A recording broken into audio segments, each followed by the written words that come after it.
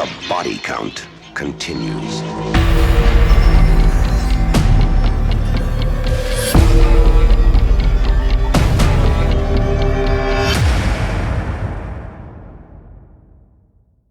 We watched a banger this week, one that kind of crept up on us. Yeah, I would say so as well. Like, Samara Weaving, you can't really go wrong with unless you're being written by Guy Busick. But her and Jason Segel bickering for an hour and 40 minutes would have been fine by me, but we got a lot more madness in this week's movie. I wanted to watch this one, but I did not think that it would end up being one of my favorite movies of the year, which it is. And I know we're only that in movie June, but is Over Your Dead Body. Which, is it a horror movie, Marianne? Have we taken a detour this week away from horror? we might have taken a bit of a detour. It's but gory.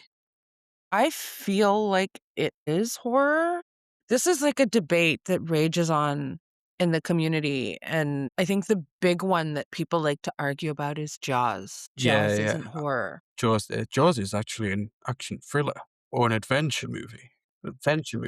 So the justification for Jaws not being horror for a lot of people, who I believe to be wrong, by the way, because They Jaws are. is 100% horror. We covered this in episode 1. But the justification that a lot of people use is the lack of gore, the lack of blood. Yeah, but it's a giant man-eating shark. I mean, that one scene of the old guy in its mouth, that's horror. And the movie that we watched this week has a lot of blood, quite a decent amount of gore. It's classified as an action comedy thriller, but I definitely see a lot of horror elements in there. And I think what I enjoyed was the comedy aspect. Jason Segel is so fucking funny. And so Samara Weaving. I found that they complemented each other. Oh, absolutely. As I say, I could have watched them bickering for the whole damn movie. Everything else was just icing on the cake because the chemistry was so good, so funny, jabbing at each other. I think it was one of the Letterboxd reviews that I read. Okay. Say it's so obvious that this movie was not written with Samara Weaving and Jason Segel in mind. Do we know who the other 2 actors were supposed to be? No, and it's been lingering in my mind. I guess it's an unexpected pairing, but I feel like those are the casting decisions that usually end up working the best. Like the ones that you'd never put these two together Yeah, if Jason given the Segel and choice. Samara Weaving as a married couple who are both planning on killing each other at this cabin, Yes, both deeply unhappy. which is pretty ridiculous for a man that's married to Samara Weaving to be unhappy. Come on now. That's literally my fucking Letterboxd review. Like, she can be mean to me. She can be a bitch, whatever. Samara Weaving. I've already won. The least believable part of this movie is that anybody could ever be unhappily married to Samara Weaving. Him not being satisfied. But both deeply unhappy for different reasons. He's unhappy because he feels like she talks down to him and belittles him, which she does. They're both guilty of what they accuse each other of. Yeah, he's a washed-up director. She's a not An so successful actress. actress. And they resent each other. She belittles his work. But he works in commercials now. He doesn't do movies anymore, so He does pop-up commercials. it's a hang-up. Hey, they're not pop-up commercials. He's very clear about that. And he's very condescending to her. There's mutual resentment, mutual animosity. And they're going up to their cabin for the weekend, and they've both set up, like, this is 100% premeditated. So she tells her friend that he's planning on going hunting, which apparently he never does. And he tells his friend that she's planning on going on a hike, which she never does. So they're both kind of, They're both setting up alibis ahead of time. yeah, they're laying the essentially. groundwork for their plans. And the scenes between them, I agree with you. I like watching them bicker. It was so cringe, but so fucking highly entertaining. That dinner they had out on the dock. Oh my God. I just thought I'd make you your favorite meal. Samara Weaving's like, steak's Steak is not my meal. favorite. Ceviche is my favorite. I've never seen you order ceviche. I've never once seen you order ceviche at a restaurant. Because they don't go to restaurants that make good ceviche, apparently. I've never Which tried restaurants ceviche. make good ceviche? They argue over ceviche for like 5 straight minutes. It's gold. Have you ever eaten this, whatever it's called? Ceviche? Have you ever eaten ceviche before? I No. haven't. So I stay away from seafood. I It's don't. seafood, right? Yeah, I don't eat Okay. seafood. I especially don't eat raw seafood, and ceviche is raw fish. Bleh. Why would that be your favorite, Samara? Come on now. That steak looked good as well. Say what you want about Jason Segel's character, he makes a good steak. With But he peppercorns from Ontario. Was it Ontario? no, peppercorns from Ohio. Ohio, see. Pretty much the same place. Peppercorns that no, fuck off. Canadian shade for you there. Peppercorns that he ordered special from Ohio. And he cannot touch raw meat. He's making dinner, but he has this thing about touching raw meat, and then she just grabs it and slams it down.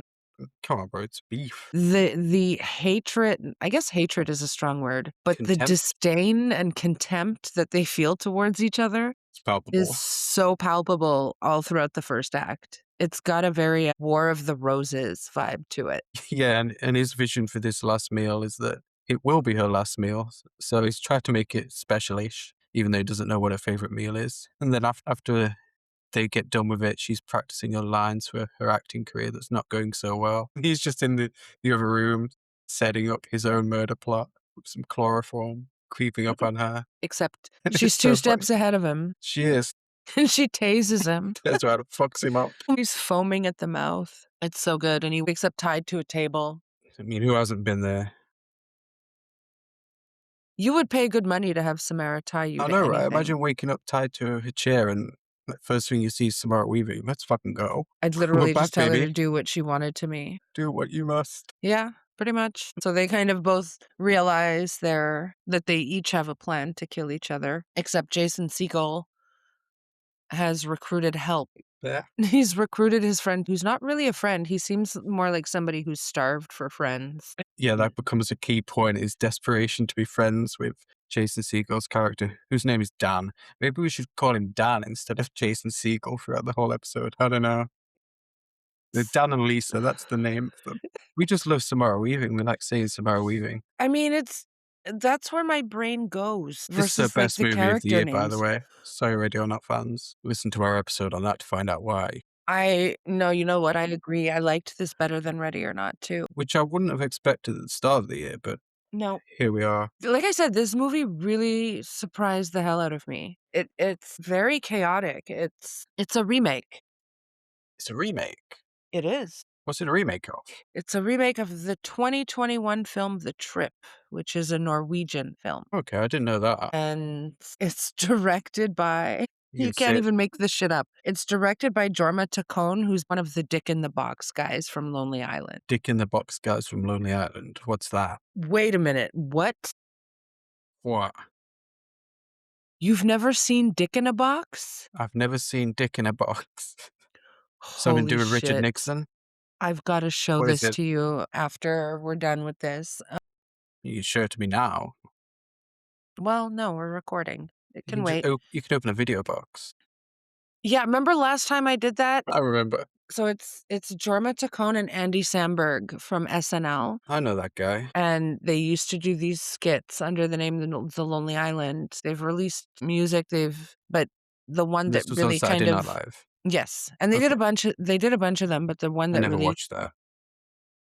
the one that really kind of went viral first was Dick in a Box, and it's Andy Samberg and Justin Timberlake. And they're basically singing about how if you don't know what to get your girlfriend, just get her a dick in a box. And they're walking around with boxes attached to their dicks and taking the lids off in front of different women throughout the video. And the women are just like, oh.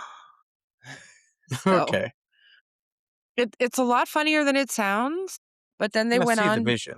they went on to do another one called Motherfucker, where they didn't know what to get their mothers as a gift for Mother's Day, so they decide to fuck each other's mother. Okay. It's just what friends do. Jizz in Your Pants, which I like Dick in a Box, but Jizz in Your Pants is my personal favorite, always has been. That does sound Marion coded. And there's one with Michael Bolton called Captain Jack Sparrow. All right. As soon as this recording is over, we're gonna go through them all, and you're gonna die. You go through the entire Uber. They're so funny. And then there's others. I'm on a boat. There's a whole bunch of them. Anyways, Okay. when I heard that it was one of the Lonely Island guys that directed this movie, I couldn't have been more surprised. And you'll see the disparity between what he did on SNL and this. Okay. Like, this is just really surprising to me. Yeah, I look forward to it. Yeah, because it's certainly not that level of comedy. Certainly very ridiculous, especially when all the other characters like Timothy Oliphant and Juliette Lewis get involved. I Well, don't know the other guy's name, but there's a it's dark bunch of comedy, people. right? Yeah, I mean, when you find out that they're it's going comedy to of the this cabin absurd, to really, kill isn't each it? other, you don't really know how it's gonna turn out. And at any point, at multiple points throughout the movie, just when I thought I had things figured out, Another curveball. they throw another curveball at you, and I'm like, "Oh, okay." So, they've gone to this cabin, and they're trying to kill each other, except the day before they showed up at the cabin, 2 escaped inmates and a prison guard who helped them to escape stumbled upon the cabin, and they're in the cabin when Lisa and Dan arrive. And They're they're in the hiding in the cabin when they try to kill each other and Yeah, they're there the whole time.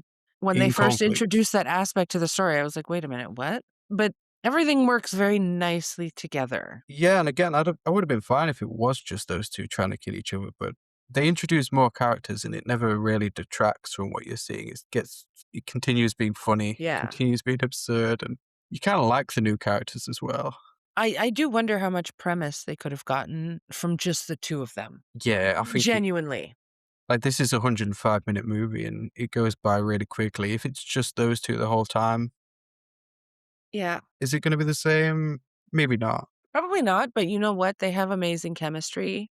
So if anybody could pull it off, I feel like they could. We'll never know because we get a whole band of characters. And talk about chemistry. How about Timothy Oliphant and Juliette Lewis? It's so funny to go the prison guard being Mm. used for sex by the escaped murderer. She's crazier than he is. So, yeah, Dan's friend shows up because Dan has promised him $50,000 of the $100,000 life insurance policy that Hold he that has on thought. Lisa. Except Lisa lets the cat out of the bag that her husband is lying, that her life insurance policy is worth $1,000,000. Yeah, and this is after he starts trying to kill her. He has a bag over her head, suffocating her. And it's a great scene. It is. It's such a good scene. They both shoot him, and then they fight over who actually shot him. Yeah, because he pulled the trigger, but she was holding the barrel, so she was guiding him. They're both kind of culpable, and then the gun goes off again, and then our 3 escapees fall through the attic. Yeah, because the big one got shot in the ass. All that starts hopping around in pain because he's got a big gaping hole in his ass now. What two? Like what I did there. It's a little asshole joke for you.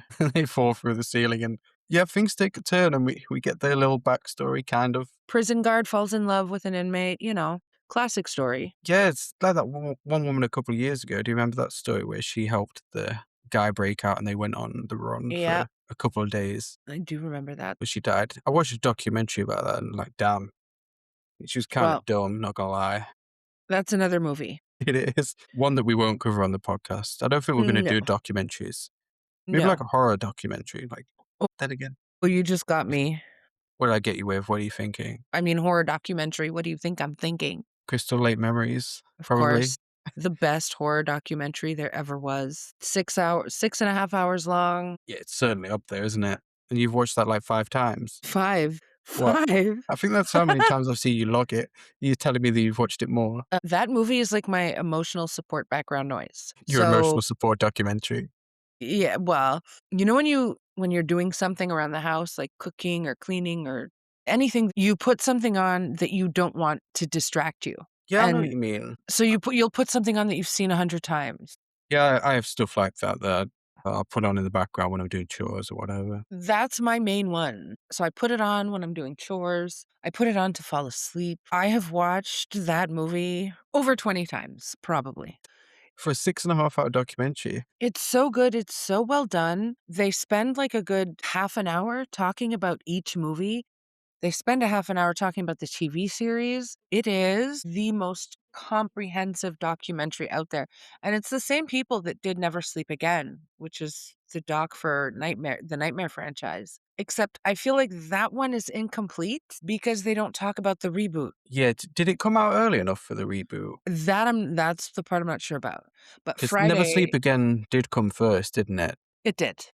Yeah. But Friday covers every movie, so many interviews, the best, most comprehensive doc out there. There were so many things that I didn't know about the franchise that I learned watching that the first time. It taught me who the real villains were. Who were the real villains? Don Bears, Barbara Sachs, New Line, Okay. Bob Shea. Bob Shea. I love a Friday tangent, but I'm gonna steer us back. We'll go back to the movie, and things get flipped now that these two prisoners in the guard come into the story, because now it's not about this married couple trying to kill each other. It's about them both trying to survive these maniacs, of which Juliette Lewis is probably the biggest maniac. Like, she's unhinged in this movie. I love it. So she's the prison guard, and she's in love with Timothy Olyphant, and she wants to fuck him on the dining room table Many such cases. in the cabin with an audience too. It's a little bit weird. Yeah, because when they're hanging out before Dan and Lisa get there, they're just like fucking over the table while the guy's eating his cornflakes, just taking it all in, I guess. Unbothered. Like, there's beds upstairs, guys. This is a pretty nice cabin. Like, make the most of it. And she's like, no, we're doing it in the kitchen. I can't wait for that elephant dick. I gotta have it now. I mean, look, she's not the only one. I know, right? It's a nice transition from them in the first act being adversaries. And then in the second act, you see a transformation, but you're not 100% sure because they're both depicted as very deceitful characters. She's cheating on him, by the way, with a Peruvian man. Who takes her to eat ceviche? There's a lot of deceit on both sides. So, like, the second act is interesting because you see them trying to survive. You see them almost working together, but you're not really sure how it's going to turn out. Yeah, you wonder if there's going to come a point where one of them takes the opportunity to take out the other, when they think it's safe. So Yeah, there's that's that uncertainty there that's like simmering under the surface the whole time, which exactly. again I enjoyed. But then you see them go from that into being allies, like genuine allies. They're working together. At one point, they're tied up in the basement, and he gives her a very genuine apology for how he's treated her. And you see kind of a shift in the dynamic where it's kind of them against the other three. Yeah, he never casted her in his movies. Like, what a douchebag. No nepotism for her. And he says she's a terrible actress. So yeah, he thinks she's a terrible actress, and then they have like a battle, I guess. Like a shootout, but with emoting. And Dan does kind of outshine her. Yeah, to see, like, Like, who would be more he believable really goes for it. telling the cops that their spouse was dead. And she's doing some very bad acting, which is clearly just acting on Samara Weaving's part because Hey, and she that is a good takes actress, talent as well. guys. Like, to pretend to be a bad actress, that's good acting from Samara Weaving. We know how great Exactly. she is. We've seen Ready or Not But you're and right, he Scream takes the 6. cake. He produces a tear and just cackles because he won. She didn't do that. I really enjoyed it from start to finish. But I do feel the movie could have benefited from extending the period of them locking horns. Like you said, I enjoy watching them bicker. It's It funny, it's just gets cringe. increasingly wacky after that. Yeah, and there's a few instances where they think they've killed Timothy Olyphant's friend, this other escaped convict, but he's But like Michael he keeps Myers. coming. He just keeps coming back, and they keep killing him. He's bloody. We're talking multiple stabs with multiple knives in the back. Right, she stabs him, what, 6 times in the back with 6 different knives? And then Dan stabs him in the back of the head. Yep, Am I correct with a knife? And you think that's it, that's him down. Nope. and he's still alive. He fucking comes back later. Eventually, they have to blow his whole fucking face off just to get rid of him. He's like a zombie Jason. Quite a bit of gore for a movie that is classified as action thriller comedy. Your favorite is the feet stuff, right? Fuck off. Okay. Okay, Julia Lewis has some of, like, the best scenes when she's in the attic squatting over a tin to piss, and then she gets stabbed in the foot, and she takes her shoe off, and They're flattening. her big toe is now independent of her other toes. Yeah, she's basically got like pads for feet now, or for at least one foot.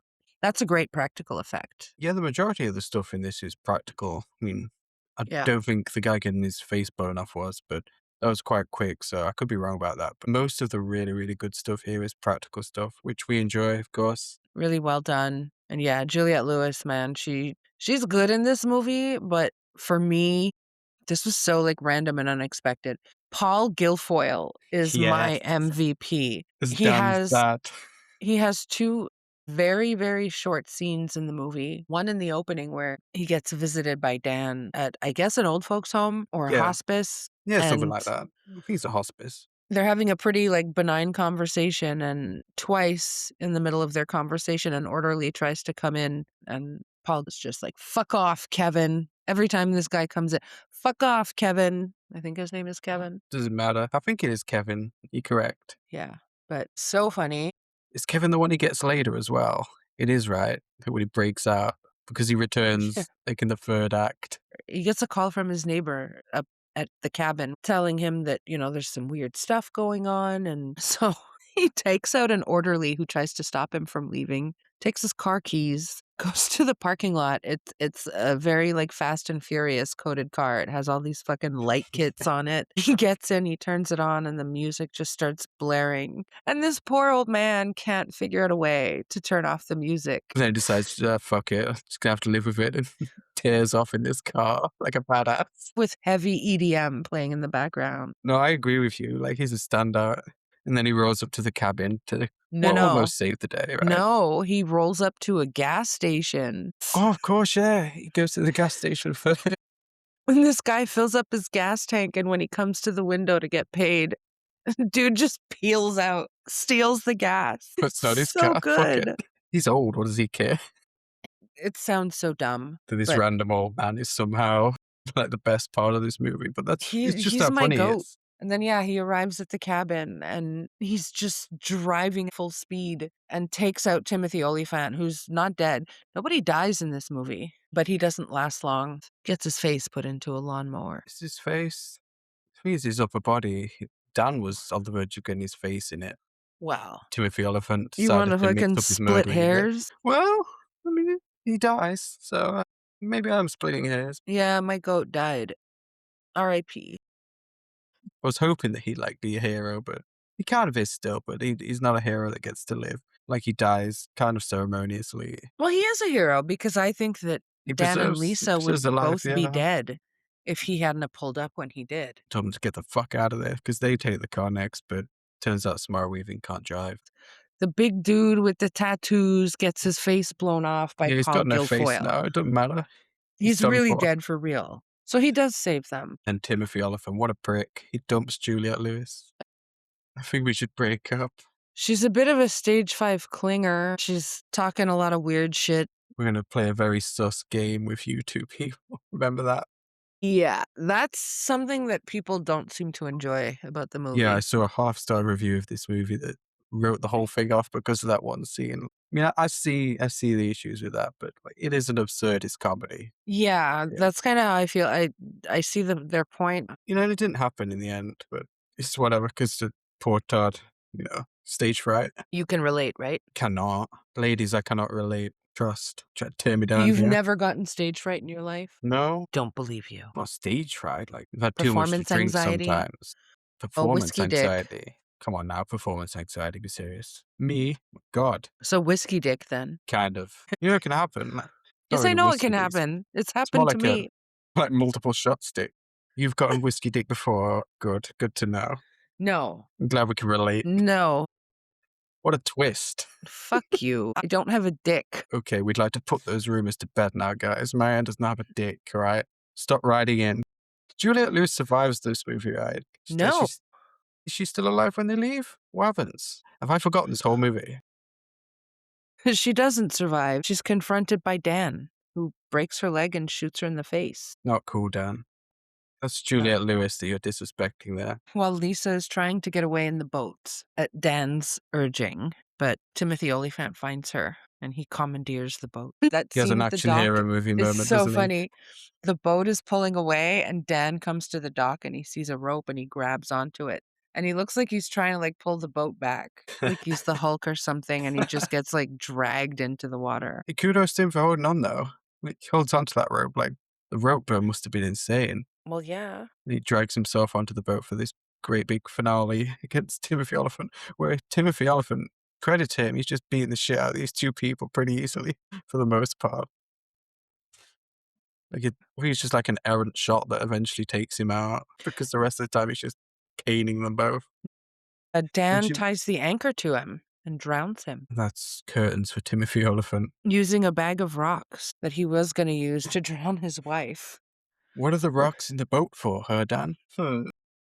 Lisa ends up saving Dan. And presumably they live happily ever after all this has gone down, which, would that be the case for you? Like, if you found out that your husband was trying to murder you, even if you were trying to murder him, like, would you stay with him even after all this shit? I mean, Like, all this doesn't really change the fact that you both wanted each other dead. I feel like they probably agreed that it canceled, like they cancel each other out. I mean, I'd stay with Samara Weaving no matter what, so what the fuck am I even So then talking why are about? you asking me this fucking question? Because I don't know. Is Jason Segel the Samara Weaving of men? He's not, but It's a hypothetical, Marianne. who's the Samara Weaving of men? Jesus, that's so silly. Dan Stevens. Dan Stevens could like spit on me and I wouldn't go anywhere. Exactly, he's the Samara Weaving of men. All right. Confirmed. This conversation is taking a bit of a superficial turn. We're not superficial people, we're very deep. It's You funny. date I our don't know Weaving what men. they did to Jason Segel in this movie. He looked different. He looked He looks sort of like Lawrence Gordon, the Saw he movies. no, but The Saw 3D era. he looked kind of gaunt, like his physique. I don't know if it was makeup that they put on him. I don't know, like, because I saw him and Samara Weaving talking about their Letterboxd top 4, and he looked like himself in the video. I don't know what they did to him to change his appearance, but he Okay. just looked drawn and Under a lot of stress. tired and, I like, guess that's reflected in his physical appearance, like his yeah. backstory. Maybe it was an intentional choice, I don't know, but this movie aside, like, I find him to be a good-looking dude. There's conversations that happen between them across the movie where they both admit their failures in their marriage. They both admit that, they haven't been honest with each other. So in the context of this movie, I feel like them staying together works. So no, I would not stay with somebody who tried to kill me. But in the context of the movie and the conversations that they have to kind of reconcile all the things that have gone wrong in their marriage, I think it works and it feels genuine enough. And then at the end of the movie, they do reconcile and he does point out that financially they're in debt. They're in trouble. They have to sell their house and they both simultaneously get the great idea to monetize this entire experience that they've Yeah, had. it's send help all over again at the end of this movie. And you see both of them on news reports flexing their acting chops of like, "Oh my god, I thought we were gonna die." And at one point she calls him her beautiful husband and like they're just pouring it on so fucking thick. Yeah, they get a book deal and he directs the movie adaptation where she plays herself in a really ridiculous action movie style in a leather outfit and a fucking, was it a ponytail that she has? A high pony and a leather outfit. She looks really good. She always looks good. She's like Charlie's Angels vibes in this version of the character.